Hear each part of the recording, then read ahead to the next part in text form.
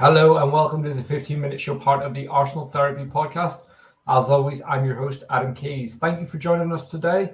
And please hit the like button on this video. Please hit the subscribe button and please help us to continue to grow this channel. It's a really big help for every like we get, every subscriber we get on the channel, and it just helps us keep coming back with more great content. But look, today we are here to talk about Martin Ødegaard. Is he the best player in the Premier League right now? Is he the most intelligent player in the Premier League? That's what we're going to discuss. As always, I've got some numbers to run through with you. I've got some positional play charts, and we're going to run through his work on and off the ball and just what he offers Arsenal and why he is such a great asset to this team. Because ultimately, Martin Ødegaard is someone who is incredibly special and offers so much to the Arsenal team, both in a leadership capacity and a goal scorer, worker, everything that you can imagine. Martin Ødegaard has it all. So first up, we're going to have a look at some of the numbers. So most goals and assists by a midfielder from the start of the 2022-23 season. As you can see, Martin Ødegaard is leading the pecking order with 33 goals. And behind him, Phil Foden. You've got Pascal Gross in there as well. Pascal Gross is an incredibly underrated player and someone who, if he wasn't in the twilight of his career, could possibly get a move to a much bigger club, because he is, as I say, a very, very underrated player and someone who probably deserved a move to a bigger club at some point in his career. Incredibly talented. But with Martin, he's someone that he just continues to shine. He continues to get better. And he's someone that every time he steps on the pitch for Arsenal, he does something that really makes you kind of, it's that wow moment. He's got that it factor. And he's someone, I will say this time and time again, but I'm not someone that advocates to being in the stadium makes you see a game differently and so on. And like, if you're there, you know more about football. Definitely not because you can take in so much from TV. But look, if you have the chance to go and watch Martin Ødegaard play in the flesh, he is someone that when you see him on TV, he's unbelievable. When you see him in the flesh, the way he moves the ball, the things he can do with the football, the way he runs, the way he passes the ball, the way he carries, he is one of the most joyful players to watch. And I've watched Mesut Ozil play, Alexis Sanchez. I've seen Robert Pires, Thierry Henry, Dennis Bergkamp. I've watched all those legends in the flesh, and I've been lucky enough to do so. And Martin Ødegaard is one of those that I put in that category, that every time I watch him in the flesh, I am wowed by him. It just completely takes your breath away. There's a moment in every game that he does something that you just like, how did he do that? Absolutely brilliant. And he's a leader on top of all that. But let's have a look at his FB charts, because these are always very accurate. They're very well done. And this is an incredible website, fbcharts.com, for anyone that wants to check it out. If you look at where Martin Ødegaard ranks amongst Europe's other top midfielders, this is pretty incredible reading. Shot creating actions, 99th percentile. Non-penalty XG plus assists, again, 95th percentile. Assists, 83rd percentile. Total shots, 94. Non-penalty XG, again, 93. Non-penalty goals, 99th percentile. And again, you look at his passing numbers. Progressive passes, 96th percentile. What's interesting here, and for anyone that watches this show knows that I don't want my number 10, my creative midfielder, my 8 in an advanced position to have a high pass completion rate.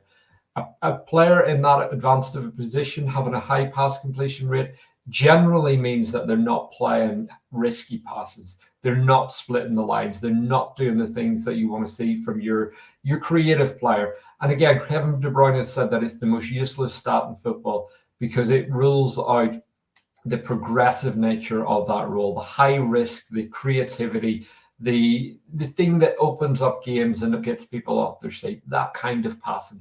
But look, the other interesting stats here: progressive carries, 88th percentile, and touches in the attack and penalty box, 98th percentile, and progressive passes, again, 95th percentile. Like, this guy, he just ranks up there with the very, very best. But it's not just his technical actions. it's his all-round game that makes Martin so impressive. And we're going to have a look first up, because I've mentioned leadership. This is against Sheffield United, and this was a great graphic EBL put together on Twitter. Usually for this, all the graphics are created by me. However, I saw this one and thought, absolutely perfect. So you can see whenever the ball's out wide, Martinelli cuts back inside. Havertz is in the box attacking the 6 for the cross to come in. You see Kivior in there as well, edge of the box, and Declan Rice is in there. So where's Martin Ødegaard? Edge of the box, and you can see him directing Ben White, telling him stay high, stay wide. And but what Martin does very, very well here is he keeps directing Ben White. This whole move, he directs Ben White and basically moves his position, makes sure that the defenders watching White, and slides into the box and taps it into the bottom corner. And that's just an example of Martin's ability to arrive in the box. He does it time and time and time again. Normally we see him hitting from just around the penalty spot edge of that area, but at the weekend we saw him really attack just past the penalty spot towards the 6, bottom corner. He's, in my opinion, the best player in world football at arriving in the way Lampard used to dispatch the ball into the bottom corner, top corner, whatever you name it. He does it first time, and he is one of the best ball strikers in world football. And when you combine that with excellent positional play and timing, that gives you an insane quality that very few defenders can play against, and it gives Arsenal a massive additional asset in and around the box. Here we've got an example of a piece of play against West Ham. So this is more, again, around his intelligence, but his work in tight spaces and how he can free teammates. So Odegaard gets the ball, comes into him, edge of the box, multiple players around him, slides it into Saka, as you can see here. Saka makes the run, chips the keeper, goes wide, should have scored. But again, we see the same game.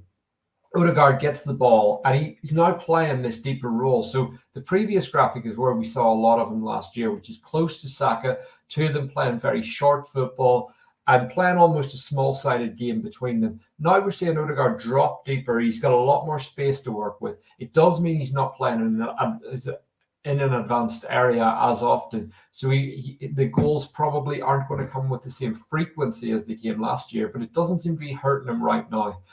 We look at this, he gets the ball, carries it forward, then he, outside of his left foot, slides it in between 3 defenders into Trossard, who takes a touch, bang, top corner, goal.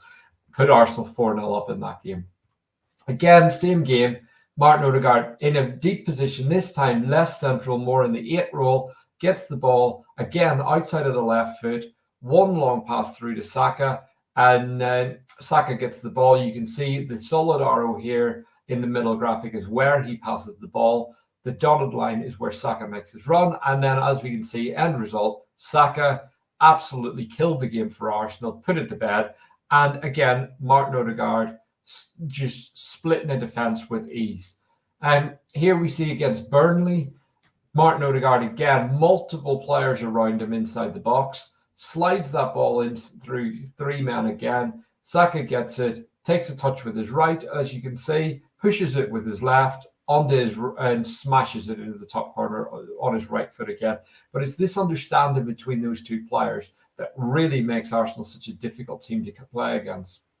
And again, we see his link up.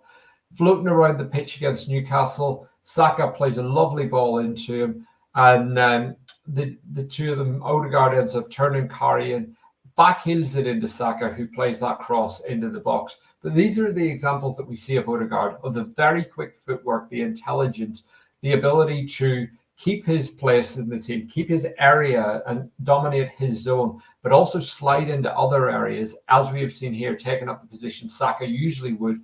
But Saka is clever enough to take himself into the half space and drive towards the box and get towards the touchline, thus creating a goal scoring opportunity for Arsenal. But again, when we look at Martin's heat map and his goal scoring, this is something that I find very interesting. He's had 52 shots this season, 6 goals of an XG of 5.38. So once again, he is slightly overperforming his XG.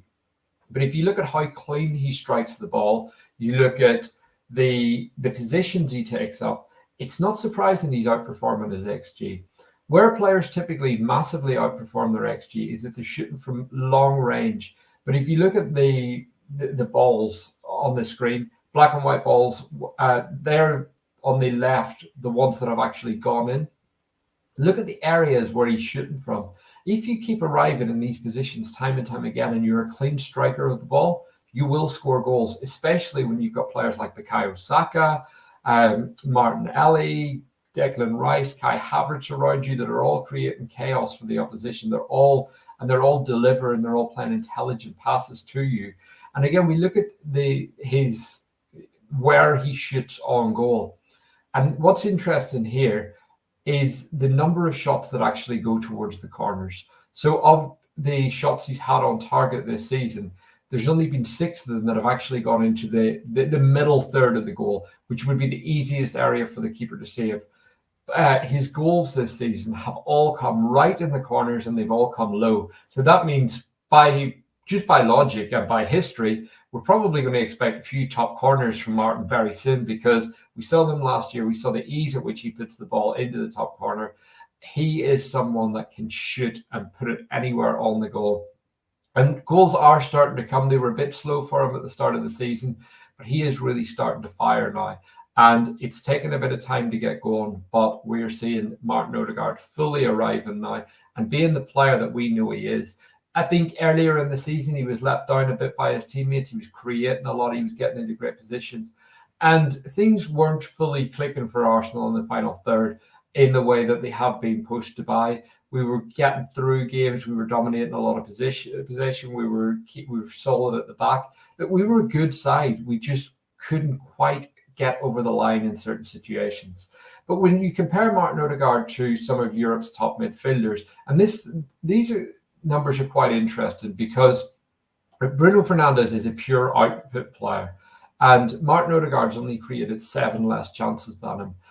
What's interesting about this, and you'll see across both stats, is Bruno's numbers are right up there with the very best. He does get a lot of criticism, and rightly so, but his numbers and his output are very good, both on an attacking and defensive front. But with this, Martin, if you look at passes completed, he's completing a lot more than any of these other players. But James Maddison has suffered a lot from injury this season.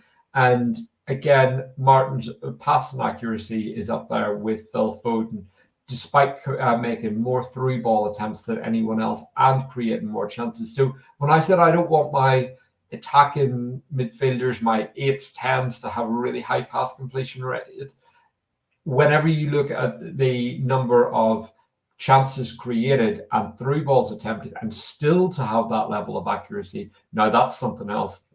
That's something that rarely happens. And the reason Kevin De Bruyne is not on this list is because he has only just come back from injury, and I felt it would completely distort the stats by making a comparison with him this season. So this is just the creative players in form this season. What's interesting as well is the number of short passes completed, with Foden and Odegaard coming out with very similar numbers, and the two of them have similar numbers across the board on different things. However, Odegaard's playing more of the Bernardo role this season than the Foden role, and the two of them both play a lot of short passes. You compare that to Bruno and James Maddison, the two of them are significantly off what Odegaard and Foden are doing. And that's because Foden and Odegaard are playing in great sides. They're playing in sides that move the ball quickly, short distances, small-sided games with real intent and purpose with every pass.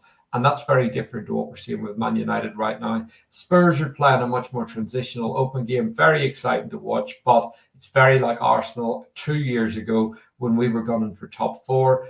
And ultimately, they are very similar to us. They've got a lot of strengths. They've got a lot of excitement in the team. They've got a lot of good players. But ultimately, there's big holes in that Spurs team where there's big gulfs in quality. And over 38 games, you do really start to see that in the way that Arsenal now, with quality, you're seeing that we can go toe-to-toe with the likes of City and Liverpool over 38 games.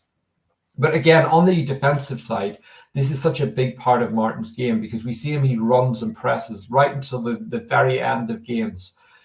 He loses possession less than a lot of players. So only Maddison, who's played a lot less games, has lost possession less. Bruno Fernandes has lost possession well over 200 times more than any of these players. Martin's duels, this one actually surprised me that Phil Foden has contested a lot more duels than Odegaard. Odegaard is a player that wins a lot, but it shows, I guess, how active these players are. Bruno Fernandes contests a lot of duels, actually makes a lot of tackles. Again, something that surprised me. Bruno probably makes the most tackles because he has to. He's playing in a very bad Man United team, whereas Odegaard and Foden tend to be winning duels much higher up the pitch and keeping their team in games. And again, we're seeing Odegaard and Foden giving away very, very few fouls from their attempted tackles in comparison to Bruno, who's conceded 25 fouls from these things. Interestingly, Foden, as you would expect, has the most completed take-ons, being that he plays a mix of an 8 position, a winger position. And Foden's an interesting one because I don't know if he strictly fits within this category, but I think because of his creative nature and where some of his goals and assists come from, it's only fair to put him in this. But again, he's got the take-ons with being a winger, but Odegaard is right up there with completed take-ons, but his take-on success is higher than all these players.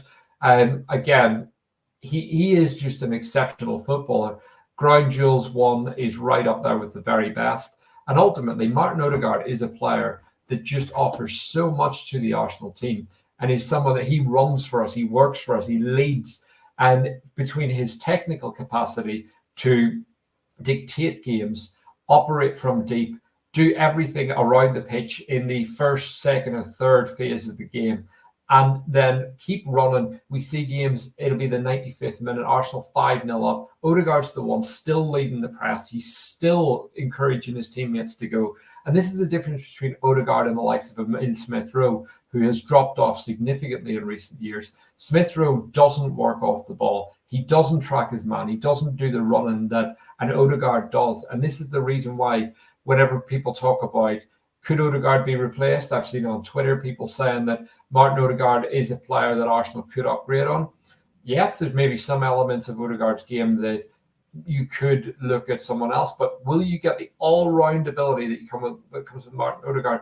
As I say, the leadership, the technical leadership, the press leading, literally every facet of his game is to such a high level. And he's also been asked to do so many different jobs in the Arsenal team that it's very, very difficult to replace a player of that. And in my opinion, Odegaard has gone from a second striker at times to a traditional left eight to now operating almost as a deep line playmaker.